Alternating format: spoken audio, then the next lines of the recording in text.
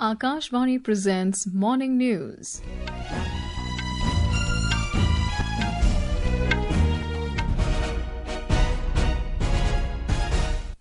Good morning. I am Saira Mujtaba.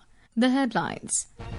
Prime Minister Narendra Modi to inaugurate and lay foundation stone of key infrastructure and industrial development projects worth over 18,500 crore rupees in Assam today. Prime Minister launches development works worth over 17,500 crore rupees for northeastern states of Manipur and Mizoram, expresses confidence a new dawn of hope and trust is rising in Manipur. Hindi Diwas being observed across the country today. Home Minister Amit Shah to inaugurate 5th Akhil Bharatiya Rajbhasha Sammelan in Gandhinagar. Pilgrimage to Mata Vaishno Devi Shrine postponed till further orders amid heavy rainfall in Jammu and Kashmir. In boxing, India's Jaismine Lamboria clinches gold at World Championships in Liverpool, United Kingdom. And India to take on host China in title clash of Women's Asia Cup Hockey in Hangzhou this evening. And now the news in detail. Prime Minister Narendra Modi will inaugurate and lay the foundation stone of major infrastructure and industrial development projects worth over 18,530 crore rupees in Assam today. The first program will take place in Darang, where Mr. Modi will lay the foundation stone of various projects. We have a report. The Prime Minister will lay the foundation stone for the Darang Medical College, Nursing College and GNM School at Mangalda in Darang district. He will also launch the construction of a new bridge over the river Brahmaputra connecting Guwahati's Narangi and Darang's Kurua and the Guwahati Ring Road project. Later in the day, the Prime Minister will visit the Numaligarh refinery in Golaghat district where he will inaugurate India's first bamboo-based biorefinery. He will also lay the foundation stone for a polypropylene unit at the refinery. The Prime Minister will depart for Kolkata from Jorhat Airport after concluding his engagement in Assam. Aminul Haqjoddar, Akashvani News, Guwahati. Last evening, Prime Minister Modi participated in the 100th birth anniversary celebrations of Bharat Ratna and legendary singer-musician Dr. Bhupen Hazarika at Guwahati. Speaking on the occasion, the Prime Minister asserted that Bhupen Hazarika's songs continue to unite India and give energy to its people. Mr. Modi said the musical doyen's creations encompass the concept of Ek Bharat, Shresht Bharat. He remarked that the ideals Bhupen Da lived by and the experiences he went through are reflected in his songs. He said the deep love for Mother India in Bhupen Da's music stemmed from his lived commitment to the idea of Ek Bharat, Shresht Bharat.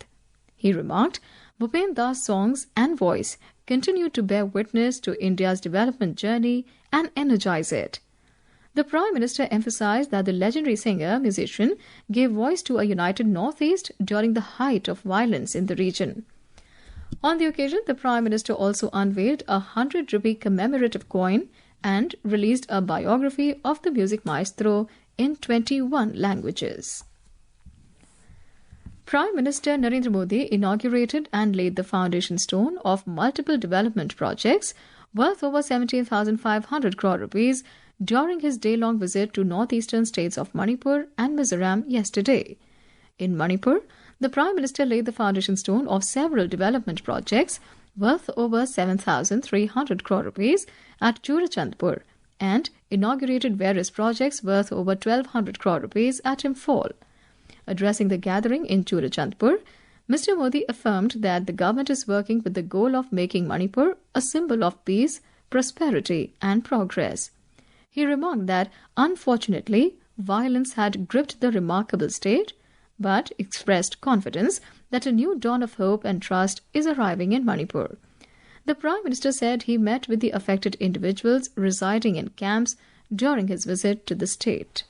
ये क्षेत्र आशा और उम्मीद की भूमि है, लेकिन दुर्भाग्य से हिंसा ने इस शानदार इलाके को अपनी चपेट में ले लिया था। मैं उन प्रभावित लोगों से मिला जो कैंप्स में रह रहे हैं। उनसे बातचीत के बाद मैं कह सकता हूं कि उम्मीद और विश्वास की नई सुबह मणिपुर में दस्तक दे रही है। The Prime Minister highlighted that establishing peace is essential for development in any region, and over the past 11 years, many long-standing conflicts and disputes in the northeast have been resolved. Mr. Modi remarked that people have chosen the path of peace and prioritized development. He expressed satisfaction that recently dialogue has taken place with various groups in the hills and valley regions. He stated that these efforts are part of the central government's approach, which emphasizes dialogue, respect, and mutual understanding to establish peace. Speaking in Imphal, the Prime Minister said that helping those affected by violence return to a normal life is a top priority for the government. Mr. Modi highlighted that the government is continuously working to ensure peace and stability in Manipur, emphasizing that the interests of the people must be safeguarded and those forced to live in camps should be able to return to normal life. Manipur में शांति और स्थिरता आए, यहाँ के लोगों के हित सुरक्षित रहे, जो कैंपों में रहने को मजबूर है, उनका जीवन फिर पटरी पर आए, इसके लिए हमारी सरकार निरंतर काम कर रही है। सरकार द्वारा विस्थापितों के लिए 7,000 नए घर स्वीकृत किए गए हैं। हाल ही में केंद्र सरकार ने मणिपुर के लिए लगभग 3,000 करोड़ रुपए का विशेष पैकेज भी घोषित किया है। The Prime Minister stated that it is the collective duty of all to remain firmly on the path of development, asserting that India is poised to become the world's third largest economy.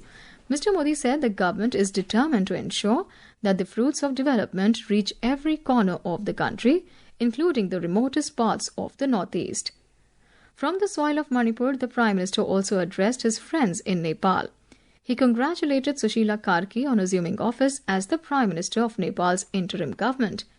Nepal's former Supreme Court Chief Justice Sushila Karki became the Prime Minister of the interim government after anti-corruption protests ousted KP Sharma Oli's government. Mr. Modi exuded confidence that Ms. Karki will pave the way for peace, stability and prosperity in Nepal. Earlier in the day, Prime Minister Modi virtually inaugurated and laid the foundation stone of various development projects worth over 9,000 crore rupees at Aizawl in Mizoram. These projects cater to multiple sectors including railways, roadways, energy, sports, among others. Mr. Modi inaugurated the Bairabi-Sairang new rail line worth over 8,000 crore rupees, connecting the capital of Mizoram to the Indian Railways network for the first time.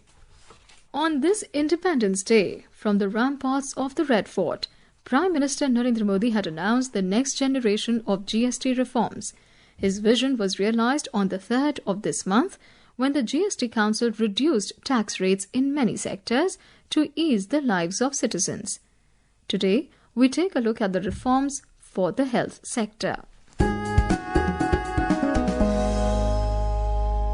Under the next generation GST reforms, the government has provided relief to the common man through the significant tax reduction in the healthcare sector. Health and life insurance premiums, which earlier attracted 18% GST, have now been made completely tax-free. This move is expected to lower costs for policyholders and encourage wider insurance coverage across the country. These transformative GST reforms are expected to strengthen the healthcare system across the nation by lowering the cost of medical services for the people. With Dilnashi Arzu, Soumya from Akashvani News, Delhi. This is Akashvani giving you the news. For quick news updates around the clock, follow us on our X handle at AIR News Alerts. And for details of these stories and more, log on to our website www.newsonair.gov.in and download the News on AIR app. Welcome back. You're listening to Morning News. Hindi Diwas is being observed across the country today. It was on this day in 1949 that the Constituent Assembly adopted Hindi written in Devanagari script as the official language of the country. Today, Hindi is one of the widely spoken languages in the world and the first language of more than 520 million people. On the occasion, Union Home Minister Amit Shah will inaugurate the 5th Akhil Bharatiya Rajbhasha Sammelan at Mahatma Mandir in Gandhinagar, Gujarat today. Gujarat Chief Minister Bhupen will also be present on the occasion. Our correspondent has the details. More than 700 officials from various departments of central government will participate in the two-day Sammelan. Various sessions, including a special session on Operation Sindoor, will also be held during the Sammelan. Secretary Department of Official Languages Anshuli Arya said, माननीय गृह मंत्री जी के नेतृत्व में राजभाषा विभाग में कई नवोन्मेषी कार्य हो रहे हैं। सबसे बड़ा है भारतीय भाषा अनुभाग की स्थापना, जिसके बाद से किसी भी राज्य से पत्राचार राज्य की प्रथम आधिकारिक भाषा में होना प्रारंभ हो चुका है। अपर्णा खून, Akashvani news, Ahmedabad. Union Home Minister Amit Shah and External Affairs Minister Dr. S. Jaishankar have extended their greetings on the occasion. In Jammu and Kashmir, the pilgrimage to Sri Mata Vaishno Devi Shrine, which was set to resume today after remaining suspended for several days, has been halted again till further orders due to continuous rainfall in Riyasi district. Sri Mata Vaishno Devi Shrine Board made the announcement yesterday through a social media post. The sacred pilgrimage to the Holy Cave Shrine was temporarily halted on the 26th of last month, just hours before a massive landslide triggered by heavy rains struck the route to the shrine, causing widespread destruction. In international news, the North Atlantic Treaty Organization NATO ramped up its security after a Russian drone violated Romanian airspace last night. The incident prompted Romania to scramble F-16 fighter jets to track the unmanned aircraft for nearly an hour. The latest incursion occurred while Russia was launching a renewed barrage of attacks on Ukrainian ports. It also came days after 19 Russian drones infiltrated the Polish airspace. And now we have a sports roundup. In boxing, India's Jaismine Lamboria etched her name in history by clinching a gold medal at the World Championships 2025 at Liverpool in United Kingdom.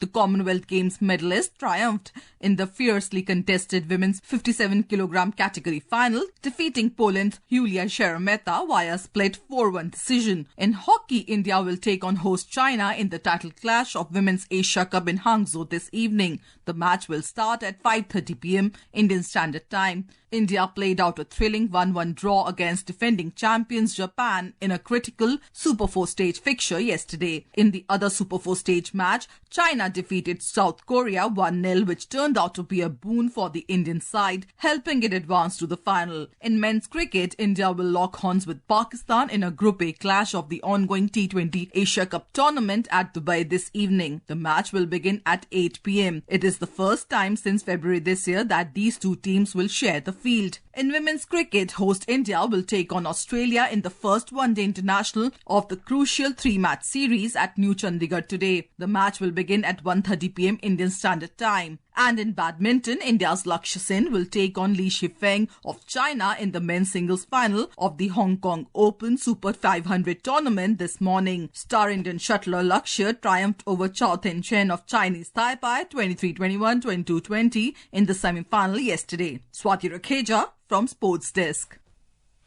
And now for a look at today's newspapers, it's over to Shagun Chopra. Thank you, Saira. PM pushes to bridge ethnic divide in strife-torn Manipur, headlines Hindustan Times. The Sunday Tribune headlines on first visit since 2023, ethnic clashes. PM vows to turn Manipur into symbol of peace. India's growth sans northeast not possible, writes the Asian Age, quoting the Prime Minister in its headline, adding PM hails Bhupen Hazarika to launch Assam projects today. The Hindu Business Line carries a picture of a farmer in Punjab's Patiala district showing damaged paddy crop after floodwaters receded. Floods may affect sowing in the upcoming Rabi season, with fertile topsoil washed away. And finally, the Tribune writes about the Fetal Autopsy Museum at Lady Hardinge Medical College in New Delhi. Museum preserves fetuses as old as 50 years, shows how life fails to take shape at times. And with that, it's back to you, Saira. Thanks, Shagun. And now, before we end the bulletin, the headlines once again. Prime Minister Modi to inaugurate and lay foundation stone of key projects worth over 18,500 crore rupees in Assam today. Prime Minister launches development works worth over 17,500 crore rupees for northeastern states of Manipur and Mizoram, expresses confidence a new dawn of hope and trust is rising in Manipur. Hindi Diwas being observed across the country today. Pilgrimage to Mata Vaishno Devi Shrine postponed till further orders. In boxing, India's Jaismine Lamboria clinches gold at World Championships in Liverpool. And in India to take on host China in titled clash of Women's Asia Cup hockey this evening. And with that, we end the morning news. Have a great day.